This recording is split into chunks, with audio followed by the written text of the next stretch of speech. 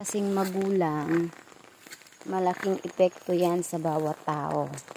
Depende yan kung ano yung naranasan niya sa mga magulang niya. Kung sa pakiramdam niya pinabayaan siya, o sa pakiramdam niya minahal lamang siya. Kasi ang mga magulang natin iba-iba yung pag-trait, pagpapakita ng pagmamahal nila. Pero ang pinakamahalaga doon, hindi ka kasi pinabayaan, di ba? Kahit ano pa man yung pinakita sa iyo ng mga magulang na nasaktan ka man o may naramdaman ka man, pahalagahan mo yan. Dahil yan lang ang mayroon tayo sa huli ng ating buhay. Kasi magkakaanak rin tayo, magkakaroon ng pamilya. Yung anak din natin, kung ano ginawa natin sa magulang natin, kung ano pinaramdam natin, same way din yun na ipaparamdam nila sa atin. 'Di ba? Kaya habang hindi pa huli ang lahat, na hindi mo pagsisihan sa bandang huli, mahalin mo yung magulang mo. Kasi magiging magulang ka din one day. Pag naging magulang ka na one day, dun mo mararamdaman kung gaano kasakit ang maging magulang na pinabayaan ka lang din ng anak mo. Kung ikaw din naman noon, pinabayaan mo yung magulang mo. Naging suwail ka, hindi ka nakinig sa mga payo. Yung tipong wala kang pakiramdam, pakialam sa feelings ng magulang mo. Ganun. Pero sino nagsasuffer ngayon? Sino yung nasasaktan? Diba ikaw lang din? Kasi napabayaan mo yung panahon na lumipas, na ngayon nararamdaman mo na kung gaano kasakit ang hindi pinapahalagahan.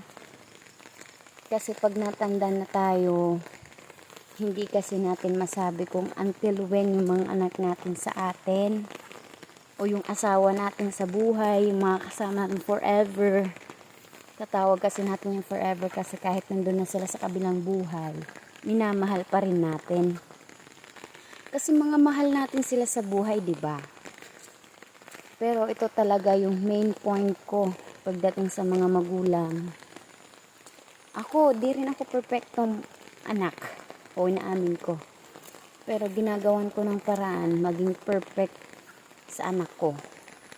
Yung tipong maparamdam ko sa kanya yung totoo. At pinaparamdam ko rin naman sa mga magulang ko yung pagmamahal na walang katumbas. Yung tipong papahalagahan ko rin sila.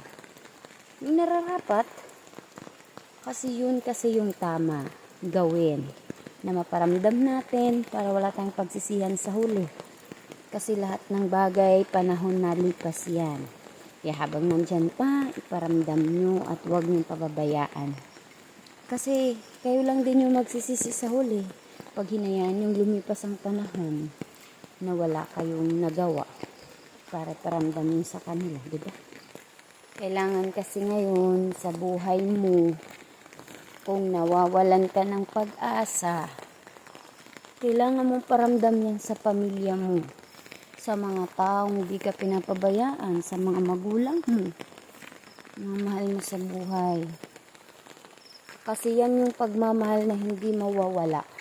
Yan yung pagmamahal na hindi matutumbasan ng halaga. Kasi syempre pag nagmamahal ka, natural lang na nasasaktan tayo. Pero ano yan? Learning process. Learning process para mas mag-learn at mag-grow ka dahil sa pamilya mo. Ganun yun. Kaya kailangan hindi mo yung gawing big issue. Na pinabayaan ka dahil ganto, ganyan, hindi ka minahal. No. Mahal ka nila. Kaya gusto nilang matama ka. Maging matuwid ka. Ganun. Kasi walang gugustuhin ang mga magulang kung hindi kagandahang buhay ang maranasan mo. Kaya pag nakikita nilang nasasaktan ka, mas nasakit yun sa kanila. Kasi doble pa ang sakit nararamdamin nila. Dahil magulang sila, anak ka lang. Kaya minsan makinig ka rin sa payo nila. Dahil yung sinasabi nila, pagpapakatotoo yan at pagpapakatuwid. Gusto ka nilang maging maayos, para rin naman sa'yo yun. Kaya magpakatatag ka, ha? Huwag kang susuko, okay?